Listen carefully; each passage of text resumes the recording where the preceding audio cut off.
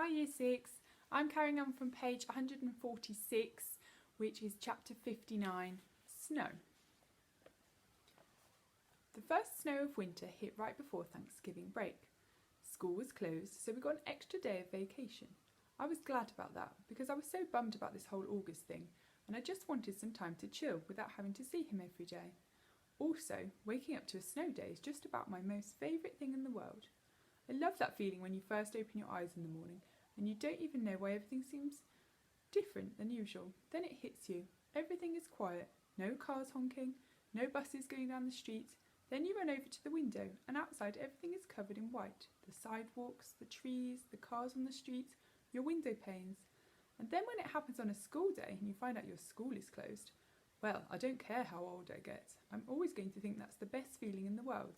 And I'm never going to be one of those grown-ups that use an umbrella when it's snowing, ever. Dad's school was closed too, so he took me and Jamie sledding down Skeleton Hill in the park.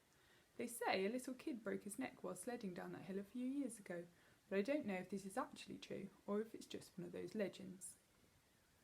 On the way home, I spotted this banged-up wooden sled kind of propped up against the old Indian rock monument.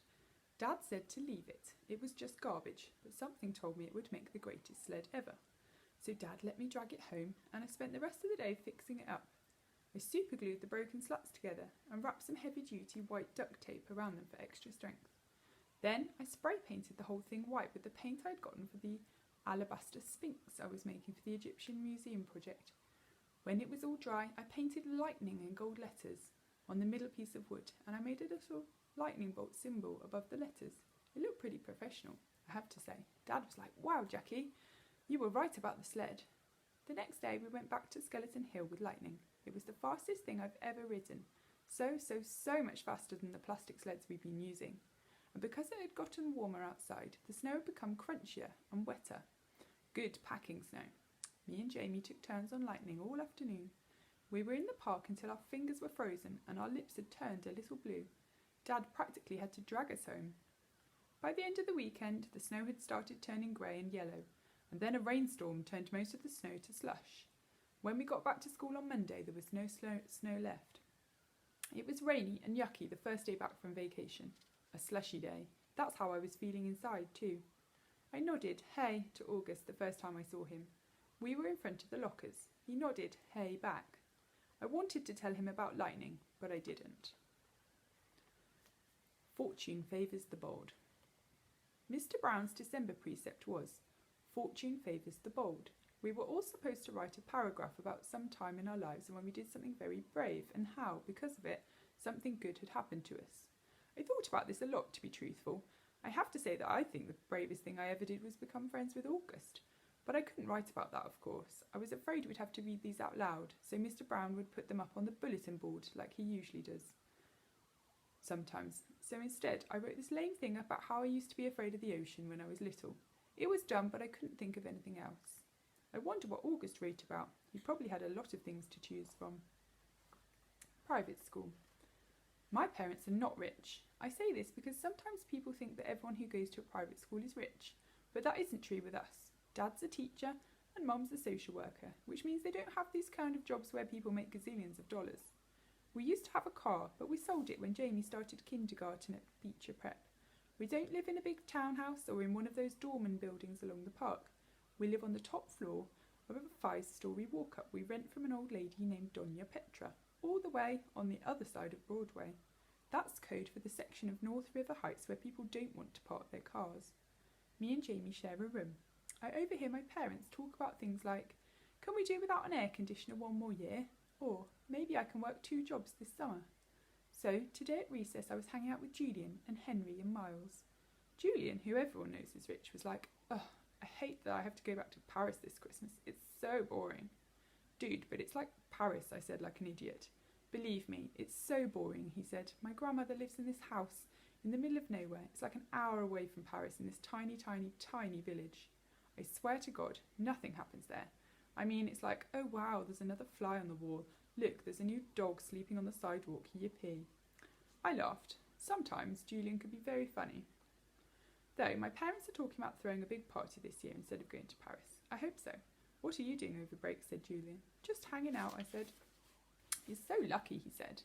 "I hope it snows again," I answered. "I got this new sled that is so amazing." I was about to tell them about lightning, but Miles started talking first. "I got a new sled too," he said. "My dad got it from Hamaka Schlemmer. It's so state-of-the-art." "How could a sled be state-of-the-art?" said Julian. "It was like $800 or something." "Whoa." "We should all go sledding and have a race down Skeleton Hill," I said. "That hill is so lame," answered Julian. "Are you kidding?" I said. "Some kid broke his neck there. That's why it's called Skeleton Hill." Julian narrowed his eyes and looked at me like I was the biggest moron in the world. "It's called Skeleton Hill because it was an ancient Indian burial ground, duh," he said. "Anyway, it should be called Garbage Hill now. It's so freaking junky. Last time I was there, it was so gross, like with soda cans and broken bottles and stuff." He shook his head. "I left my old sled there," said Miles. "It was the crappiest piece of junk, and someone took it too." Maybe a hobo wanted to go sledding," laughed Julian. "Where did you leave it?" I said. "By the big rock at the bottom of the hill. And I went back the next day and it was gone. I couldn't believe someone actually took it." "Here's what we can do," said Julian. "Next time it snows, my dad could drive us all up to this golf course in Westchester that makes Skeleton Hill look like nothing." "Hey, Jack, where are you going?" I'd started to walk away. "I've got to get a book out of my locker," I lied. I just wanted to get away from them fast. I didn't want anyone to know that I was the hobo who had taken the sled. In science. I'm not the greatest student in the world. I know some kids actually like school, but honestly, I can't say I do. I like some parts of school, like PE and computer class and lunch and recess, but all in all, I'd be fine without school. And the thing that I hate the most about school is all the homework we get. It's not enough that we have to sit through class after class and try and stay awake while they fill all our heads with all this stuff we will probably never need to know, like how to figure out the surface area of a cube, or what the difference is between kinetic and potential energy. I'm like, who cares? I've never ever heard my parents say the word kinetic in my entire life. I hate science the most out of all my classes. We get so much work it's not even funny. And the teacher, Miss Rubin, is so strict about everything, even the way we write our headings at the top of our papers. I once got 2 points off a homework assignment because I didn't put the date on top. Crazy stuff. When me and August were still friends, I was doing okay in science because August sat next to me and always let me copy his notes. August has the neatest handwriting of anybody I've ever seen who's a boy. Even his script is neat, up and down perfectly, with really small, round, loopy letters. But now that we're ex-friends, it's bad because I can't ask him to let me copy his notes anymore. So I was kind of scrambling today, trying to take notes about what Miss Rubin was saying.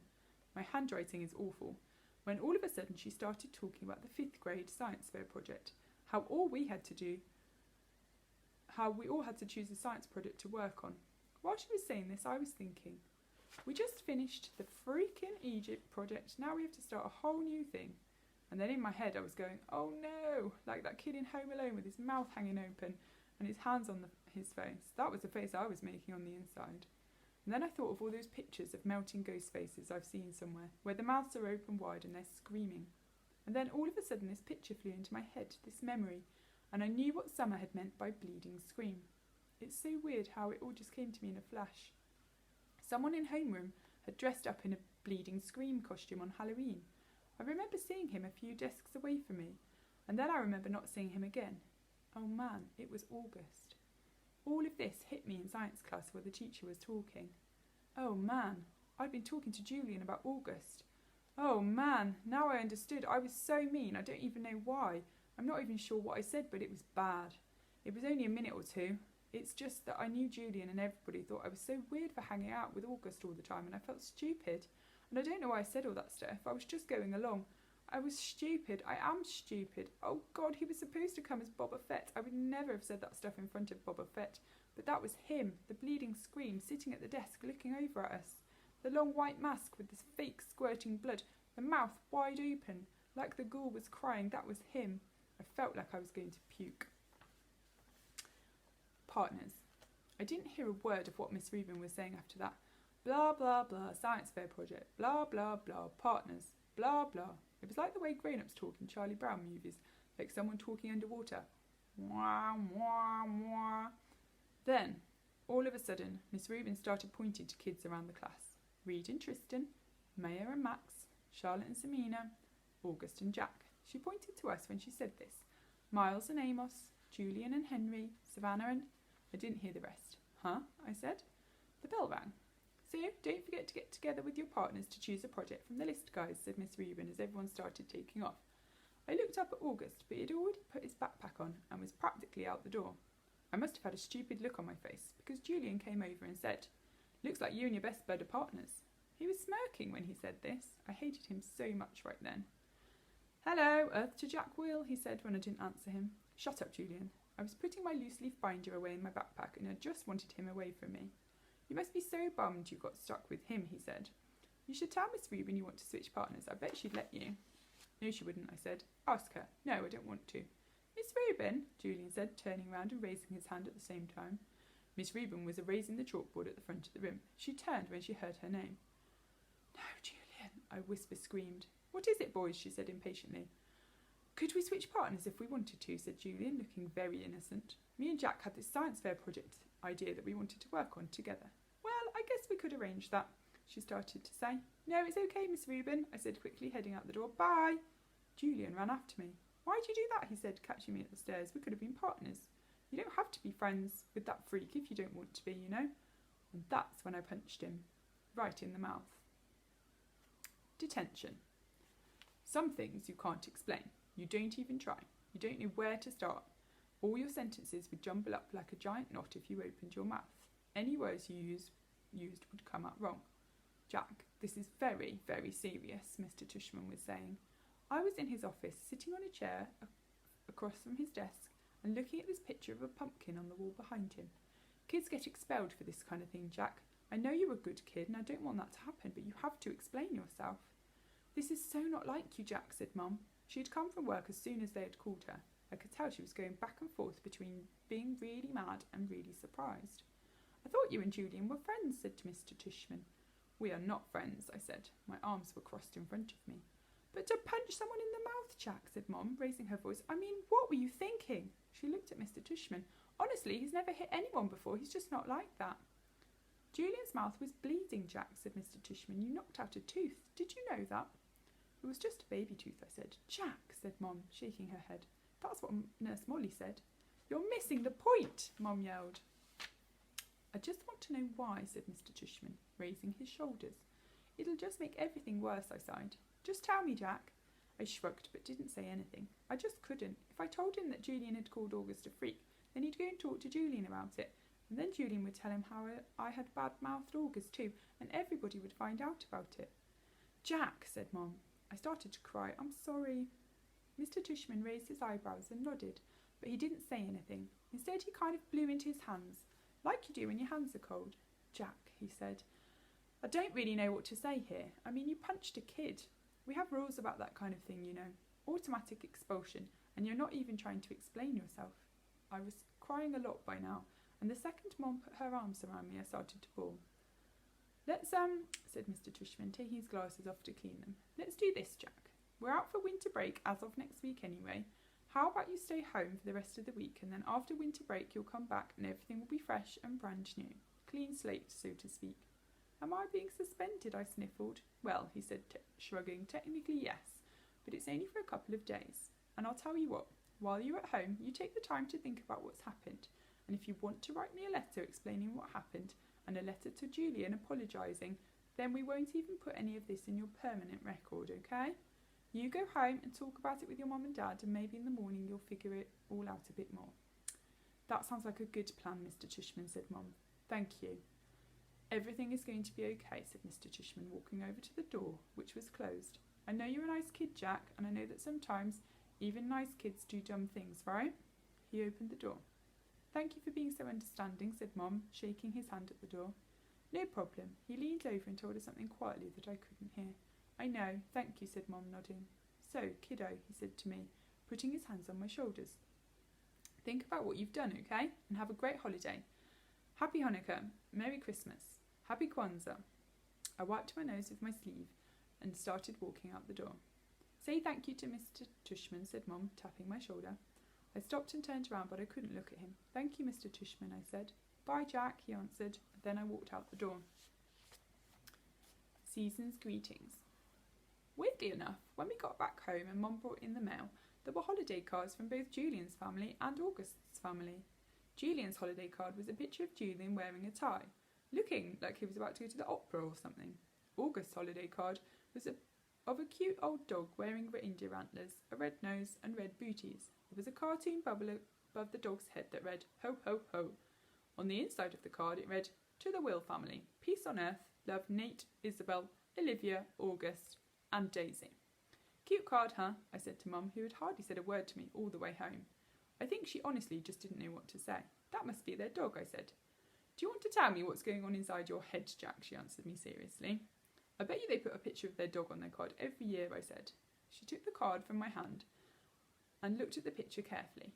Then she raised her eyebrows and her shoulders and gave me back the card. "We're very lucky, Jack. There's so much we take for granted."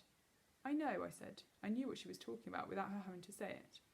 "I heard that Julian's mum actually photoshopped August's face out of the class picture when she got it. She gave a copy to a couple of the other mums." "That's just awful," said Mum. "People are just, they're not always so great." "I know. Is that why you hit Julian?" "No."